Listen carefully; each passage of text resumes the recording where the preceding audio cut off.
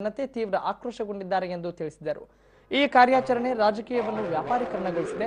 ಒಂದು ಪಕ್ಷದಿಂದ ಆಯ್ಕೆಯಾಗಿ ಅಧಿಕಾರದ ಆಸೆಗಾಗಿ ಮತ್ತೊಂದು ಪಕ್ಷಕ್ಕೆ ಸೇರ್ಪಡೆಯಾಗುತ್ತಿರುವುದು ಪ್ರಜಾಪ್ರಭುತ್ವಕ್ಕೆ ಮಾರಕ ಬೆಳವಣಿಗೆ ಎಂದು ವಿಶ್ಲೇಷಿಸಿದರು. ಬಿಜೆಪಿ ಬೆಂಗಳೂರು ದಕ್ಷಿಣ ಕ್ಷೇತ್ರದಲ್ಲಿ ಹಣಬಲದಿಂದ ಹಲವಾರು ಆಮಿಷಗಳನ್ನು ಮತದಾರರಿಗೆ ನೀಡುತ್ತಿದೆ. ಇದರ ವಿರುದ್ಧ ಕ್ಷೇತ್ರಾದ್ಯಂತ ಮತದಾರರಲ್ಲಿ ಸಿಟ್ಟು ಗುಪ್ತಗಾಮಿನಿಯಾಗಿದೆ. ಹೀಗಾಗಿ ಇಲ್ಲಿ ಅಚ್ಚರಿಯ ಫಲಿತಾಂಶ ಹೊರಬೀಳಲಿದ್ದು ಅದಕ್ಕೆ ತಾವು ಕಾರಣವಾಗುತ್ತೇನೆ ಎಂದು ತಿಳಿಸಿದರು. ತಾವು ಸ್ಪರ್ಧೆಯನ್ನು ಗಂಭೀರವಾಗಿ ಪರಿಗಣಿಸಿದ್ದು ಜೆಡಿಎಸ್ ತತ್ವದ ಆಧಾರದಲ್ಲಿ ಆಯ್ಕೆ ಬಯಸಿದ್ದೇನೆ ಎಂದು ಹೇಳಿದರು. ಈ ಸಮಯದಲ್ಲಿ ಕ್ರಿಕೆಟ್ ಪಟು ದೊಡ್ಡ ಗಣೇಶ್, ಯುವ ಮುಖಂಡ ರಾಜೇಶ್ ಗುಂಡೂರಾವ್ ಉಪಸ್ಥಿತರಿದ್ದರು.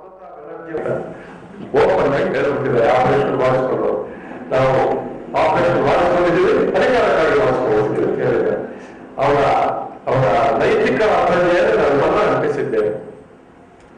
ಕಮಲಕ್ಕೆ ರೋಗವನ್ನು ಅರ್ಪಿಸಿಕೊಂಡಿದ್ದೇವೆ. ಆ ಕಮಲಕ್ಕೆ ಒಂದು ರೀತಿಯ ರೋಗ. ಏನು ರೋಗ ಇದು? ನಾನು ಆಲೋಚನೆ ಮಾಡಿ 25-30 ಸಾವಿರ ಕೋಟಿ ರೂಪಾಯಿ ಹಣ ಇವತ್ತು ಹೆಚ್ಚಲ್ಲ. ಅವ್ರು ಕನ್ವರ್ಟ್ ಮಾಡಿಸಬಹುದು, ಅವ್ರು ರಿಸೈನ್ ಮಾಡಿಸಬಹುದು.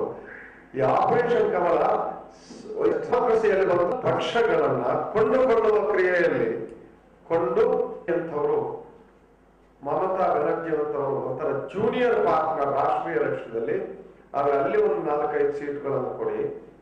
ಅದೇ ರೀತಿ ಮಹಾರಾಷ್ಟ್ರದಲ್ಲಿ, ಅದೇ ರೀತಿ ತಮಿಳುನಾಡಿನಲ್ಲಿ ಒಂದು ತನ್ನ ಸ್ವಂತ ಅಸ್ತಿತ್ವಕ್ಕೆ ಬಡದಾಡ್ತಾ ಇರುವಂತ ರಾಷ್ಟ್ರೀಯ ಕಾಂಗ್ರೆಸ್ ಪಕ್ಷದ ಸ್ಥಿತಿ